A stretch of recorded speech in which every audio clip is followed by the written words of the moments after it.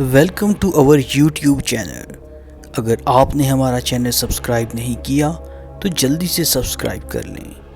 तो चलिए शुरू करते हैं आज की हॉरर स्टोरी। एक अंधेरी रात में एक पुराने किले के अंदर एक नौजवान लड़का असद अपनी जान बचाने के लिए भाग रहा था। इसके पीछे काली चमगादड़ों का एक झुंड घूम रहा था। इनके तेज दांतों और खून आलूद पंजों से इसे डर लग रहा था। असद ने कभी नहीं सोचा था कि ज़िंदगी इतनी होलनाक हो सकती है।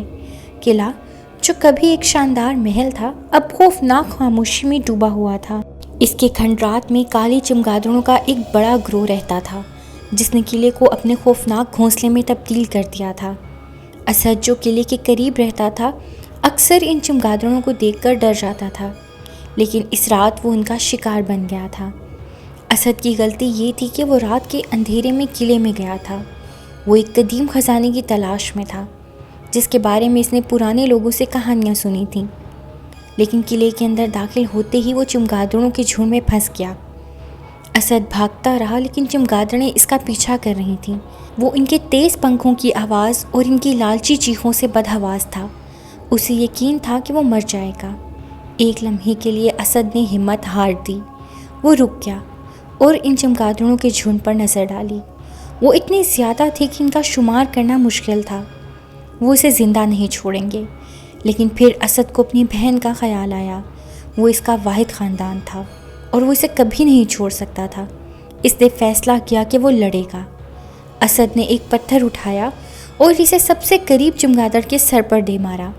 चमगादड़ ज़मीन पर गिर गई, लेकिन दूसरी चमगादड़ें इस पर हमला कर गईं। असद ने पत्थर से लड़ना शुरू कर दिया। वो चीखा और लड़ा, लेकिन वो हार नहीं माना। वो अपने ख़ानदान के लिए लड़ रहा था। वो अपनी बहन के लिए लड़ रहा था। चमगादड़ों को असद की हिम्मत से बहुत हैरत हुई। वो इस पर हमला करना बंद कर चुकी थीं और इसे देखने लगीं। असद ने मौके का फ़ायदा उठाया और भागने लगा। उसने किले से बाहर जाने का रास्ता तलाश किया। वो अंधेरे में ठोकर खाता रहा, लेकिन वो हार ना माना। आखिरकार इसे एक दरवाज़ा मिला और वो दरवाज़ा खोलकर बाहर भाग गया। असद ने कभी पीछे मुड़कर नहीं देखा। वो सिर्फ भागता रहा जब तक कि वो अपने गांव में नहीं पहुंच गया।